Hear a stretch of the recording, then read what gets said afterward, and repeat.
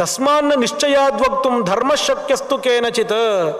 ಧರ್ಮದ ವಿಚಾರದಲ್ಲಂತೂ ಧರ್ಮ ಎಷ್ಟು ಸೂಕ್ಷ್ಮ ಅಂದರೆ ಧರ್ಮ ಸೂಕ್ಷ್ಮ, ಈ ಶಬ್ದವನ್ನು ನಾವು ಯಾವಾಗಲೂ ಹೇಳ್ತಾ ಇರ್ತೀವಿ. ಇದು ಹೀಗೆ ಅಂತ ಹೇಳಲಿಕ್ಕೆ ಆಗೋದಿಲ್ಲ. ಧರ್ಮ ಬಹಳ ಸೂಕ್ಷ್ಮ. ಯಾಕೆ ಅಂದರೆ ಒಂದೊಂದು ದೇಶಕ್ಕೆ, ಒಂದೊಂದು ಪರಿಸ್ಥಿತಿಗೆ, ಒಂದೊಂದು ಕಾಲಕ್ಕೆ, ಒಬ್ಬೊಬ್ಬ ವ್ಯಕ್ತಿಗೆ ಧರ್ಮದಲ್ಲಿ ಅಲ್ಪ ಸ್ವಲ್ಪ ಬದಲಾವಣೆಗಳು ಇದ್ದೇ ಇರುತ್ತೆ. ಹಾಗಾಗಿ ಧರ್ಮ ಅನ್ನೋದು ಬಹಳ ಸೂಕ್ಷ್ಮ. ಅದನ್ನು ಯಾರಿಗೂ ಕೂಡ ಹೇಳಲಿಕ್ಕಾಗೋದಿಲ್ಲ. ಋಷಿಗಳು, ದೇವತೆಗಳು, ಚತುರ್ಮುಖ ಬ್ರಹ್ಮ, ಇಂಥವರು, ಮನು, ಸ್ವಯಂಭವ ಮನು, ಇಂಥವರು ಬೇಕಾದರೆ ಧರ್ಮ ಹೀಗೆ ಅಂತ ಹೇಳಬಹುದು. ಅದು ಬಿಟ್ಟು ಬೇರೆಯವರಿಗೆ ಧರ್ಮವನ್ನು ಹೀಗೆ ಅಂತ ಹೇಳೋದು ಬಹಳ ಕಷ್ಟ. ಅಷ್ಟು ಸೂಕ್ಷ್ಮವಾಗಿದೆ ಧರ್ಮ ಅಂತ ಹೇಳ್ತಾರೆ. ಹೀಗೆ ಆ ತ್ರೇತಾಯುಗದ ವರ್ಣನೆಯನ್ನೆಲ್ಲ ಮಾಡ್ತಾರೆ. ತ್ರೇತಾಯುಗದ ವರ್ಣನೆಯೆಲ್ಲ ಆದಮೇಲೆ ಮುಂದೆ ದ್ವಾಪರ ಯುಗಕ್ಕೆ ಹೋದಾಗ ಆಗ ಜನಗಳ ಪರಿಸ್ಥಿತಿ ಹೇಗಿರುತ್ತೆ? ಆದ್ಯೇ ಕೃತೇ ಚ ಧರ್ಮೋಸ್ತಿ ತ್ರೇತಾಯಾಂ ಸಂಪ್ರಪದ್ಯತೆ ದ್ವಾಪರೇ ವ್ಯಾಕುಲೀಭೂತ್ವ ಪ್ರಣಶ್ಯತಿ ಕಲೋ ಯುಗೆ. ಈ ಧರ್ಮ ಹೇಗಿರುತ್ತೆ? ಕೃತಯುಗದಲ್ಲಿ ಧರ್ಮಗಳ ಆರಂಭ ಆಗುತ್ತೆ, ತ್ರೇತಾಯುಗದಲ್ಲೂ ಸ್ವಲ್ಪ ಅಭಿವೃದ್ಧಿ ಇರುತ್ತೆ, ದ್ವಾಪರೇ ವ್ಯಾಕುಲೀಭೂತ್ವ ದ್ವಾಪರ ಯುಗಕ್ಕೆ ಬಂದಾಗ ಧರ್ಮದಲ್ಲಿ ವ್ಯತ್ಯಾಸಗಳಾಗಲಿಕ್ಕೆ ಶುರುವಾಗುತ್ತೆ. ಪ್ರಣಶ್ಯತಿ ಕಲಯುಗೆ, ಕಲಿಯುಗ ಬಂತು ಅಂದಮೇಲೆ ಧರ್ಮ ಹೋಗೇ ಬಿಡುತ್ತೆ, ಅಂತಹ ಸ್ಥಿತಿ ಬರುತ್ತೆ. ಈ ದ್ವಾಪರ ಯುಗದಲ್ಲಿ ಏನಾಯಿತು ಪರಿಸ್ಥಿತಿ ಅದನ್ನು ಹೇಳ್ತಾರೆ. ಈಗ ದ್ವೈಧಾ ಶ್ರುತೆ ಸ್ಮೃತೇಶ್ಚೈವ ನಿಶ್ಚಯೋ ನಾಧಿಗಮ್ಯತೆ. ದ್ವಾಪರ ಯುಗದಲ್ಲಿ ಜನಗಳಿಗೆ ತೀರ್ಮಾನ ಮಾಡಲಿಕ್ಕಾಗದೇ ಇರುವಂತಹ ಪರಿಸ್ಥಿತಿಗೆ ಬರ್ತಾರೆ. ದ್ವೈಧಾತ್, ಶ್ರುತಿ ಈ ಥರ ಇದೆ, ಸ್ಮೃತಿ ಈ ಥರ ಇದೆ, ಎರಡಕ್ಕೂ ವಿರೋಧ ಕಾಣಿಸ್ತಾ ಇದೆಯಲ್ಲ, ಯಾವುದನ್ನು ಮಾಡಬೇಕು, ಏನು ಹೇಳಬೇಕು, ವಿಮರ್ಶೆ ಮಾಡಲಿಕ್ಕೆ ಆಗೋದಿಲ್ಲ. ಇದಮಿತ್ತಮಂತ ತೀರ್ಮಾನ ಮಾಡಲಿಕ್ಕೆ ಆಗದೇ ಇರುವಂತಹ ಪರಿಸ್ಥಿತಿ ದ್ವಾಪರ ಯುಗದಲ್ಲಿ ಬಂದುಬಿಟ್ಟಿರುತ್ತೆ. ಧರ್ಮತತ್ವೇತು ಭಿನ್ನಾನಾಂ ಮತಿಭೇದೋ ಭವೇಂದ್ರಣಾಂ. ಆಗ ದ್ವಾಪರ ಯುಗದಲ್ಲಿ ಮತಿಭೇದ ಶುರುವಾಗುತ್ತೆ. ಅಂದರೆ ಒಬ್ಬರು ಇದು ಹೀಗೆ ಅಂತ ಹೇಳ್ತಾರೆ, ಇನ್ನೊಬ್ಬರು ಹಾಗಲ್ಲ ಇನ್ನೊಂದು ಅಂತ ಹೇಳ್ತಾರೆ, ಮತ್ತೊಬ್ಬರು ಇನ್ನೊಂದು ಅಂತ ಹೇಳ್ತಾರೆ. ಒಬ್ಬೊಬ್ಬರು ಒಂದೊಂದು ಮತಗಳನ್ನು ಹೇಳಲಿಕ್ಕೆ ಶುರು ಮಾಡಿಬಿಡ್ತಾರೆ. ಬೇರೆ ಬೇರೆ ಅಭಿಪ್ರಾಯಗಳು ದ್ವಾಪರ ಯುಗದಲ್ಲಿ ಸ್ಪಷ್ಟವಾಗಿ ಎಲ್ರಿಗೂ ಗೊತ್ತಾಗಲಿಕ್ಕೆ ಶುರುವಾಗುತ್ತೆ. ಜನಗಳಿಗೆ ಬೇರೆ ಬೇರೆ ಅಭಿಪ್ರಾಯಗಳೆಲ್ಲ ಗೊತ್ತಾಗಲಿಕ್ಕೆ ಶುರುವಾಗುತ್ತೆ. ಇದು ದ್ವಾಪರ ಯುಗದಲ್ಲೇ ಇತ್ತು ಅನ್ನಲಿಕ್ಕೆ ಭಗವಂತನ ಮಾತೆ ಸ್ಪಷ್ಟ ಉದಾಹರಣೆ. ಎರಡು ದ್ವಾಪರ ಯುಗದಲ್ಲೇ ಇತ್ತು ಅನ್ನಲಿಕ್ಕೆ ಎರಡು ನಮಗೆ ಉಲ್ಲೇಖ ಸಿಗುತ್ತೆ. ಒಂದು, ಗೀತೆಯಲ್ಲಿ ಭಗವಂತ ಅಲ್ಲಲ್ಲಿ ಹೇಳ್ತಾನೆ, ಕೆಲವ್ರು ಹಿಂಗೆ ಹೇಳ್ತಾರೆ, ಕೆಲವ್ರು ಹಿಂಗೆ ಹೇಳ್ತಾರೆ, ನನ್ನ ಅಭಿಪ್ರಾಯ ಹೀಗೆ ಅಂತ ಕೃಷ್ಣ ಹೇಳ್ತಾನೆ. ಯಾಮಿಮಾಂ ಪುಷ್ಪಿತಾಂ ವಾಚಂ ಪ್ರವೇದಂತ್ಯ ವಿಪಶ್ಚಿತಃ ವೇದವಾದ ರಥಃ ಪಾರ್ಥ. ಕೆಲವರನ್ನ ಏನು ಹೇಳ್ತಾರೆ, ವೇದಗಳೆಲ್ಲ ಯಾಕಿರೋದು, ಯಜ್ಞಗಳನ್ನೆಲ್ಲ ಮಾಡಬೇಕು, ಯಜ್ಞವನ್ನು ಮಾಡಿ ನಮ್ಗೆ ಏನು ಬೇಕೋ ಆ ಐಹಿಕವಾದಂತಹ ಫಲವನ್ನು ಪಡ್ಕೊಳ್ಳೋದು, ಹೆಚ್ಚಂದರೆ ಸ್ವರ್ಗವನ್ನು ಪಡೆದುಕೊಳ್ಳೋದು, ಸ್ವರ್ಗ ಬಿಟ್ಟು ಮುಂದೆ ಇನ್ನೊಂದು ಮೋಕ್ಷ ಅನ್ನೋದನ್ನೇ ಅವರು ಒಪ್ಪೋದಿಲ್ಲ. ಈ ಥರ ಕೆಲವರು ವೇದದ ಫಲ ಏನು, ವೇದ ಯಾಕೆ ಬೇಕು, ನಮಗೆ ಬೇಕಾಗಿರುವಂತಹ ಫಲವನ್ನು ಪಡೆದುಕೊಳ್ಳಿಕ್ಕೆ ಅಂತ ಕೆಲವರು ಹೇಳ್ತಾರೆ. ಅದು ಪುಷ್ಪದ ಸ್ಥಾನದಲ್ಲಿರೋದು. ಒಂದು ಮರದ ಕೊನೆಯ ಹಂತ ಅಂದರೆ ಯಾವುದು, ಮೊಳಕೆಯಿಂದ ಶುರುವಾಗುತ್ತೆ.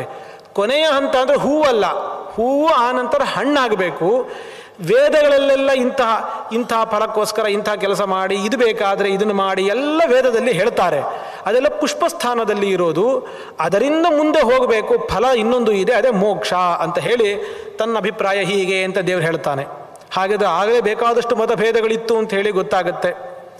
ಮತ್ತು ಇನ್ನೊಂದು ಸಂದರ್ಭದಲ್ಲಿ ಈ ಪರೀಕ್ಷಿತ್ರಾದನ ಅವನು ಕಲಿಯನ್ನು ಎಲ್ಲಿದ್ದಾನೆ ಅಂತ ಹುಡ್ಕೊಂಡು ಹೋಗ್ತಾನೆ. ಕಲಿಯನ್ನು ಹುಡ್ಕೊಂಡು ಹೋಗುವಾಗ ಕೊನೆಗೆ ಒಂದು ವೃಷಭವನ್ನು 3 ಕಾಲನ್ನು ಕತ್ತರಿಸಿ ಒಬ್ಬ ಹೊಡಿತಾ ಇರ್ತಾನೆ. ರಾಜನ ವೇಷದಲ್ಲಿ ಇರುವಂಥ ಒಬ್ಬ ದುಷ್ಟ ಅವನನ್ನು ಆ ಹಸುವಿನ ಆ ಸ್ಥಿತಿಯನ್ನು, ಆ ವೃಷಭದ ಆ ಸ್ಥಿತಿಯನ್ನು ನೋಡಿ ಕೇಳ್ತಾನೆ, ನಿನ್ನ ಈ ಕಷ್ಟಕ್ಕೆ ಯಾರು ಕಾರಣ ಹೇಳು ಅಂತ ಕೇಳಿದಾಗ, ಆಗ ವೃಷಭ, ಧರ್ಮನೇ ವೃಷಭ ರೂಪದಲ್ಲಿ ಇರುತ್ತೆ, ಧರ್ಮವೇ ಇರೋದಲ್ಲಿ ಆ ಧರ್ಮ ವೃಷಭರೂಪಿ ಧರ್ಮ ಹೇಳೋ ಮಾತೇನು, ಗೊತ್ತಿಲ್ಲಪ್ಪ, ನನಗೆ ಗೊತ್ತಿಲ್ಲ, ಒಬ್ಬೊಬ್ಬರು ಒಂದೊಂದು ಥರ ಹೇಳ್ತಾರೆ. ನಮ್ಮ ದುಃಖಕ್ಕೆ ಕಾರಣ ಏನು, ಒಬ್ಬೊಬ್ಬರು ಒಂದೊಂದು ಥರ ಹೇಳ್ತಾರೆ, ನೀನೇ ವಿಚಾರ ಮಾಡಿ ತೀರ್ಮಾನ ಮಾಡ್ಕೋ ಅಂತ ಆ ವೃಷಭ ಹೇಳೋ ಮಾತು. ಕೆಲವರು ಹೇಳ್ತಾರೆ ನಮ್ಮ ಕರ್ಮ ಅಂತ ಹೇಳ್ತಾರೆ, ಕೆಲವರು ಪ್ರಕೃತಿ ಅಂತ ಹೇಳ್ತಾರೆ, ಕೆಲವರು ಮನಸ್ಸು ಅಂತ ಹೇಳ್ತಾರೆ, ದೈವ, ಈ ಥರ ಒಬ್ಬೊಬ್ಬರು ಒಂದೊಂದನ್ನು ಹೇಳ್ತಾರೆ. ಯಾವುದು ಅಂತ ನೀನೇ ತೀರ್ಮಾನ ಮಾಡ್ಕೋ ಅಂತ ಹೇಳಿ ಆ ವೃಷಭ ಹೇಳುತ್ತೆ. ಅದರ ಮಾತಿಂದನೂ ಗೊತ್ತಾಗುತ್ತೆ, ಹಾಗಿದ್ರೆ ದ್ವಾಪರ ಯುಗದಲ್ಲೇ ಬೇಕಾದಷ್ಟು ಮತಿಭೇದ ಇತ್ತು ಅಂತ ಹೇಳಿ ಗೊತ್ತಾಗುತ್ತೆ. ಮತ್ತು ಎಲ್ಲ ಸಿದ್ಧಾಂತಗಳು ಕೂಡ ಹೊಸದು ಯಾವುದೂ ಅಲ್ಲ. ಎಲ್ಲ ಇವತ್ತಿಗೆ ನಾವು ಏನೇನು ಸಿದ್ಧಾಂತಗಳನ್ನು ಕಾಣ್ತೀವಿ, ಎಷ್ಟೆಷ್ಟು ದರ್ಶನಗಳೆಲ್ಲ ಇದೆ, ಈ ಎಲ್ಲ ದರ್ಶನಗಳು ಎಲ್ಲ ಕಾಲದಲ್ಲೂ ಇದ್ದದ್ದೇ, ಮಧ್ಯದಲ್ಲಿ ಮುಚ್ಚೋಗಿರುತ್ತೆ, ಪುನರುತ್ಥಾನ ಆಗ್ತಾ ಇರುತ್ತೆ.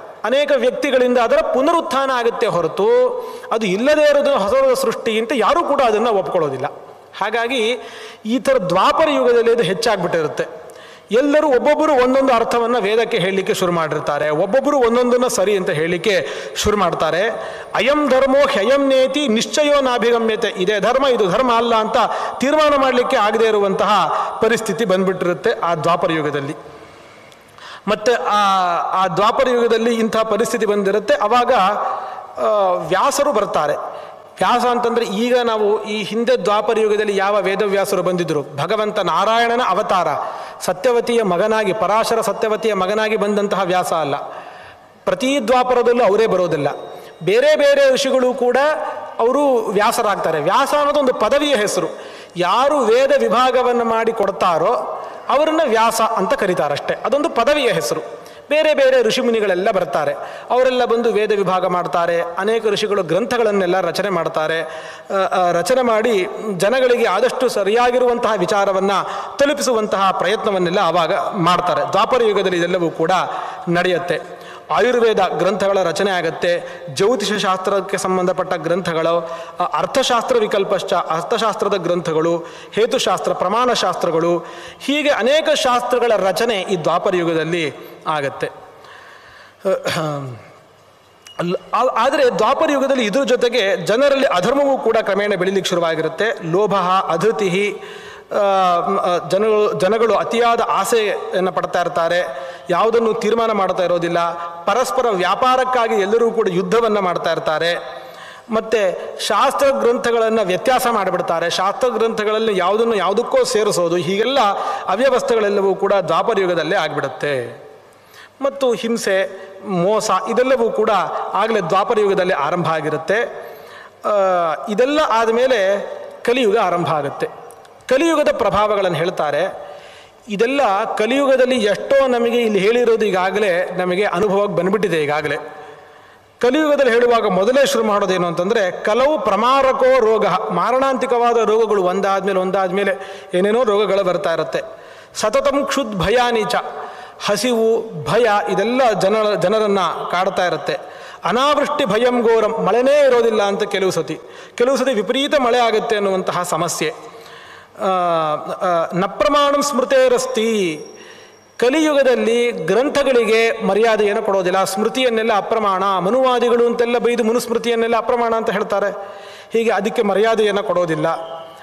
ಗರ್ಭಸ್ಥೋ ಮ್ರಿಯತೆ ಕಶ್ಚಿತ್, ಹಿಂದಿನ ಯುಗದಲ್ಲಿ ಹಾಗೆಲ್ಲ ಸುಲಭವಾಗಿ ಅಕಾಲವಾಗಿ ಮೃತ್ಯು ಬರ್ತಾ ಇರೋದಿಲ್ಲ. ಆದರೆ ಕಲಿಯುಗದಲ್ಲಿ ಗರ್ಭದಲ್ಲಿದ್ದಾಗಲೂ ಕೂಡ ಸಾವು ಬಂದ್ಬಿಡಬಹುದು. ಯೌವನಸ್ಥ ಯುವಕರಾಗಿದ್ದಾಗ ಬರಬಹುದು, ಯಾವ ಸಂದರ್ಭದಲ್ಲಿ ಬೇಕಾದರೂ ಕೂಡ ಮರಣ ಬರಬಹುದು. ಆಚಾರ ರಹಿತರಾಗಿರ್ತಾರೆ, ಸಣ್ಣ ವಿಷಯಕ್ಕೇನೆ ಭಾರಿ ಸಿಟ್ಟನ್ನು ಮಾಡ್ಕೊಳ್ತಾರೆ. ತೀಕ್ಷ್ಣ ಕೋಪಾಹ, ಭಾರಿ ಸಿಟ್ಟು ಮಾಡ್ಕೊಳ್ತಾರೆ. ಆದರೆ ಅಲ್ಪ ತೇಜಸಃ, ಸಾಮರ್ಥ್ಯ ಮಾತ್ರ ಕಮ್ಮಿ. ಅಷ್ಟು ಸಿಟ್ಟು ಮಾಡ್ಕೊಂಡು ಏನೋ ಮಾಡ್ತಾರ ಅಂತಂದರೆ ಏನು ಮಾಡೋ ಶಕ್ತಿ ಇರೋದಿಲ್ಲ. ಅಲ್ಪ ತೇಜಸಃ, ಶಕ್ತಿ ಇಲ್ಲದೆ ಆದರೂ ಸಿಟ್ಟು ಮಾತ್ರ ಏನೋ ಮಾಡ್ತೀನಿ ಎನ್ನುವಂತೆ ಸಿಟ್ಟನ್ನು ಮಾಡ್ಕೊಳ್ತಾ ಇರ್ತಾರೆ. ಪರಸ್ಪರ ಅತ್ಯಂತ ಸುಲಭವಾಗಿ ಸುಳ್ಳುಗಳನ್ನು ಹೇಳ್ತಾ ಇರ್ತಾರೆ. ದುರಾಚಾರದಲ್ಲಿ ಆಸಕ್ತರಾಗಿರ್ತಾರೆ. ಮತ್ತು ಬ್ರಹ್ಮಜ್ಞಾನಿಗಳು ಮಾಡುವಂತಹ ಕರ್ಮದೋಷಗಳಿಂದ ಪ್ರಜೆಗಳಲ್ಲಿ ಭಯ ಉಂಟಾಗುತ್ತೆ. ಯಾರು ಧರ್ಮವನ್ನು ಪಾಲನೆ ಮಾಡಿ ಮಾರ್ಗದರ್ಶನ ಮಾಡಬೇಕಾಗಿರುತ್ತೆ ಅಂತಹ ಬ್ರಹ್ಮಜ್ಞಾನಿಗಳಿಂದ ಏನಾದರೂ ಕ್ರಮ ವ್ಯತ್ಯಾಸ ಆಯಿತು ಅಂದರೆ ಅದರಿಂದ ಜಗತ್ತಿಗೆ ಭಯ ಉಂಟಾಗಬಹುದು. ಕಲಿಯುಗದಲ್ಲಿ ನಾಧೀಯಂತೆ ತದಾ ವೇದಾಹ ನಯಜಂತೆ, ಆವಾಗ ಯಾರು ವೇದಾಧ್ಯಯನ ಮಾಡೋದನ್ನೆಲ್ಲ ಬಿಟ್ಟುಬಿಡ್ತಾರೆ. ಈಗಾಗಲೇ ಆ ಪರಿಸ್ಥಿತಿಗಳೆಲ್ಲ ಬಂದ್ಬಿಟ್ಟಿದೆ. ಈಗಾಗಲೇ ಎಲ್ಲರೂ ಕೂಡ ವೇದಾಧ್ಯಯನ ಮಾಡೋದೇ ಇಲ್ಲ, ವೇದಾಧ್ಯಯನ ಬಿಟ್ಬಿಡ್ತಾರೆ. ಹೋಮ ಯಜ್ಞ ಯಾಗಾದಿಗಳನ್ನು ಮಾಡೋದನ್ನು ಬಿಟ್ಬಿಡ್ತಾರೆ. ರಾಜವೃತ್ತೇ ಸ್ಥಿತಾಶ್ಚೌರಾಹ, ಎಲ್ಲ ಕಳ್ಳರೆಲ್ಲರೂ ಕೂಡ ಬಂದು ರಾಜರಾಗ್ತಾರೆ. ಕಳ್ಳರು ಆದರೆ ಅವರೆಲ್ಲ ರಾಜನ ವೃತ್ತಿಯನ್ನು ಆಶ್ರಯಿಸಿಬಿಡ್ತಾರೆ. ಆಮೇಲೆ ಪುರುಷಾಲ್ಪಂ ಬಹುಸ್ತ್ರೀಕಂ, ಪುರುಷರ ಸಂಖ್ಯೆ ಕಮ್ಮಿ ಆಗುತ್ತೆ, ಹೆಣ್ಣು ಮಕ್ಕಳ ಸಂಖ್ಯೆ ಜಾಸ್ತಿ ಆಗುತ್ತೆ. ಮದುವೆ ಸಮಸ್ಯೆ ಅದೊಂದು ಶುರುವಾಗುತ್ತೆ. ಪುರುಷಾಲ್ಪಂ ಬಹುಸ್ತ್ರೀಕಂ, ಯುಗಾಂತಿ, ಇದೆಲ್ಲ ಯುಗದ ಕೊನೆ ಆಗ್ತಾ ಈ ಸಮಸ್ಯೆ ಎಲ್ಲ ಜಾಸ್ತಿ ಆಗುತ್ತೆ ಅಂತ ಹೇಳ್ತಾರೆ. ನಕೃತೆ ಪ್ರತಿಕರ್ತಾಚ, ತಾನು ಉಪಕಾರವನ್ನು ಪಡೆದುಕೊಳ್ತಾನೆ, ಪ್ರತ್ಯುಪಕಾರವನ್ನು ಮಾಡಲಿಕ್ಕೆ ಬಯಸೋದಿಲ್ಲ. ಅಥವಾ ತಾನು ಹೇಗೆ ಸಹಾಯ ಪಡ್ಕೊಂಡಿದ್ದೀನೋ ಹಾಗೆ ಬೇರೆಯವ್ರಿಗೂ ತಾನು ಕಷ್ಟದಲ್ಲಿ ಸಹಾಯ ಮಾಡಬೇಕು, ಆ ಬುದ್ಧಿ ಅವನಿಗೆ ಬರೋದೇ ಇಲ್ಲ. ಆಮೇಲೆ ಭೂಮಿಯಲ್ಲಿ ಅಲ್ಪೋದಕ ಅಲ್ಪಫಲ ಭವಿಷ್ಯತಿ ವಸುಂಧರ, ಇಡೀ ಭೂಮಿಯು ಅಲ್ಪವಾದ ನೀರನ್ನು ಹೊಂದಿರುತ್ತೆ, ಹೆಚ್ಚು ಫಲವನ್ನು ಕೊಡ್ತಾ ಇರೋದಿಲ್ಲ. ಗೋಪ್ತಾರಶ್ಚಾಪ್ಯಗೋಪ್ತಾರ ಪ್ರಭವಿಷ್ಯಂತ್ಯ ಅಶಾಸನಾಹ, ಒಂದು ನಿಯಮವೇ ಇಲ್ಲದೆ ಇರುವಂತೆ ಈ ಜಗತ್ತಿನ ರಕ್ಷಣೆಯನ್ನು ಮಾಡಲಿಕ್ಕೆ ಹೋಗ್ತಾರೆ ಅಂತ ಹೇಳಿ ಹೀಗೆ ಕಲಿಯುಗದ ಅನೇಕ ಅನರ್ಥಗಳೆಲ್ಲವನ್ನೂ ಕೂಡ ಹೇಳ್ತಾರೆ. ಇಷ್ಟೆಲ್ಲ ಹೇಳಿ ಇಂತಹ ಕಷ್ಟಕರವಾಗಿರುವಂತಹ ಈ ಕಲಿಯುಗ ಏನಿದೆ, ಈ ಕಲಿಯುಗದಲ್ಲಿ ನಾವು ಧರ್ಮವನ್ನು ಮಾಡಿದ್ರೆ ಎಷ್ಟು ಪುಣ್ಯ ಸಿಗುತ್ತೆ ಲೆಕ್ಕಾಚಾರ ಕೊಡ್ತಾರೆ. ತ್ರೇತಾಯಾಂ ವಾರ್ಷಿಕೋ ಧರ್ಮ ದ್ವಾಪರೇ ಮಾಸಿಕ ಸ್ಮೃತಃ. ತ್ರೇತಾಯುಗದಲ್ಲಿ 1 ವರ್ಷ ಕಷ್ಟಪಟ್ಟು ತಪಸ್ಸನ್ನು ಯಜ್ಞವನ್ನು ಏನೋ ಮಾಡಿದ್ರೆ ಏನು ಫಲ ಸಿಗಬೇಕು, ಆ ಫಲ ದ್ವಾಪರ ಯುಗದಲ್ಲಿ 1 ತಿಂಗಳು ಮಾಡಿದ್ರೆ ಸಿಕ್ಬಿಡುತ್ತೆ.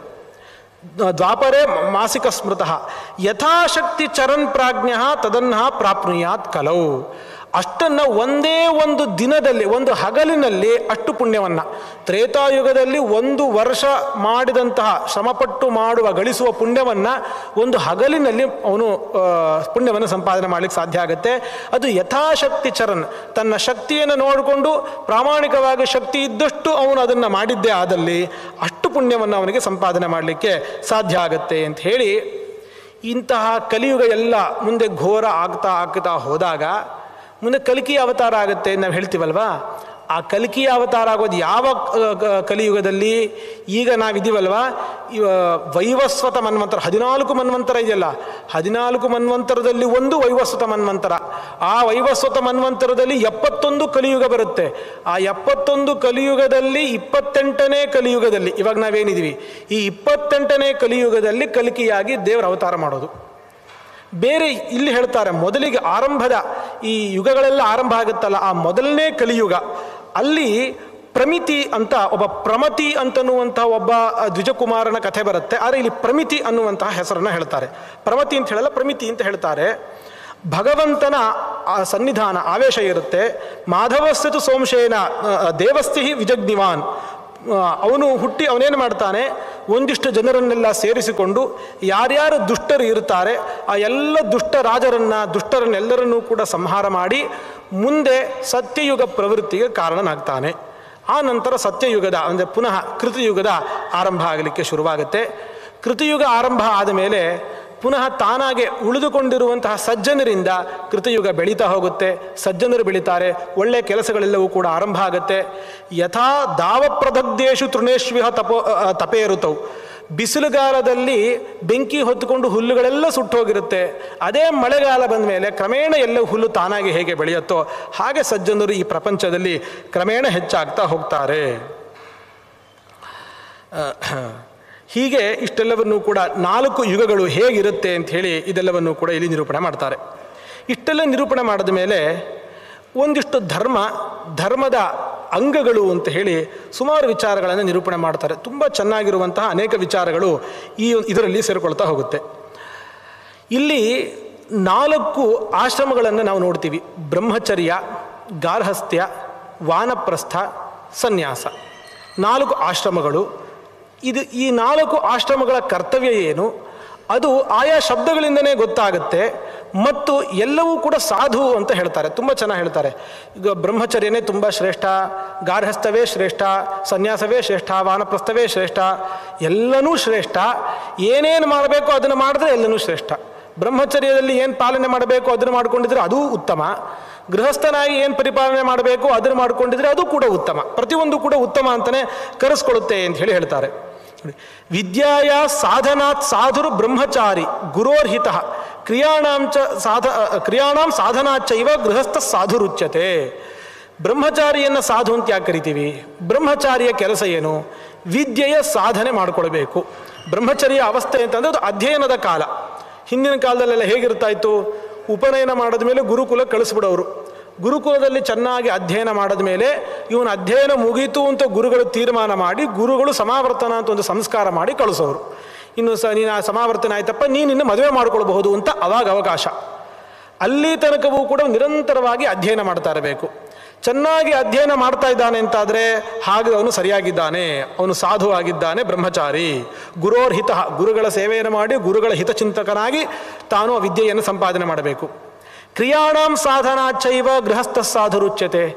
ಗೃಹಸ್ಥರಿಗೆ ಬೇಕಾದಷ್ಟು ಕ್ರಿಯೆಗಳಿವೆ, ಕರ್ಮಗಳಿವೆ. ಅಗ್ನಿಹೋತ್ರ ಮಾಡಬೇಕು ಅಂತ ಹೇಳ್ತಾರೆ, ಅತಿಥಿ ಸತ್ಕಾರ ಮಾಡಬೇಕು, ದಾನವನ್ನು ಮಾಡಬೇಕು, ಕಷ್ಟದಲ್ಲಿದ್ದವರಿಗೆ ಸಹಾಯವನ್ನು ಮಾಡಬೇಕು. ಹೀಗೆ ಗೃಹಸ್ಥನಿಗೆ ಅನೇಕ ಕ್ರಿಯೆಗಳಿರುತ್ತೆ. ಆ ಕ್ರಿಯೆಯನ್ನು ಅವನು ಮಾಡ್ತಾ ಇದ್ದರೆ ಅವನು ಗೃಹಸ್ಥನು ಸಾಧುವಾಗ್ತಾನೆ. ಸಾಧನಾ ತಪಸೋರಣ್ಯೇ ಸಾಧುರು ವೈಖಾನಸ ಸ್ಮೃತಃ. ಇನ್ನು ಕಾಡಿನಲ್ಲಿದ್ದು ತಪಸ್ಸನ್ನು ಮಾಡ್ತಾ ಇದ್ರೆ ಆ ತಪಸ್ವಿಯೂ ಕೂಡ ವಾನಪ್ರಸ್ಥನು ಸಾಧು ಅಂತ ಕರೆಸ್ಕೊಳ್ತಾರೆ. ಹಾಗೆ ಯತಮಾನೋ ಯತಿಸ್ಸಾಧು ಸ್ಮೃತೋ ಯೋಗಸ್ಯ ಸಾಧನಾತ್.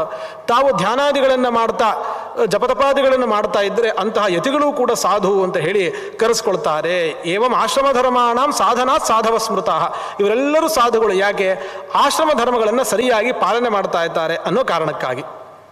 ಇನ್ನು ಧರ್ಮ ಅಧರ್ಮ ಅಂದರೆ ಏನು, ಅದ್ರ ಬಗ್ಗೆ ಒಂದು ಸರಳ ವಿವರಣೆಯನ್ನು ಕೊಡ್ತಾರೆ. ಯಾಕೆಂದರೆ ಧರ್ಮ ಅಧರ್ಮ ಅಂದರೆ ನಾವು ಲಿಸ್ಟ್ ಮಾಡ್ತಾ ಕೂತ್ಕೊಳ್ತಾ ಆದರೆ ತುಂಬ ಆಗ್ತಾ ಹೋಗ್ತಾ ಇರುತ್ತೆ. ಕೆಲವೊಂದಿಷ್ಟನ್ನು ಪುರಾಣದಲ್ಲೂ ಕೂಡ ನಾವು ನೋಡಿದ್ವಿ, ಯಾವುದು ಧರ್ಮ ಯಾವುದು ಅಧರ್ಮ ಅಂತ ಅನ್ನೋದನ್ನು ತಿಳ್ಕೊಳ್ತೀವಿ. ಸರಳವಾಗಿ ನಮಗೆ ತಿಳ್ಕೊಳ್ಳಿಕ್ಕೆ ಒಂದು ಲಕ್ಷಣ ಹೇಳ್ತಾರೆ. ಇದನ್ನು ಧರ್ಮ ಅಂತ ಅಂದ್ಕೊಳ್ಳಿ, ಇದನ್ನು ಅಧರ್ಮ ಅಂತ ಅಂದ್ಕೊಂಡ್ಬಿಡಿ ಅಂತ ಸರಳವಾಗಿರೋದು ಒಂದು ಪರಿಹಾರ ಹೇಳ್ತಾರೆ.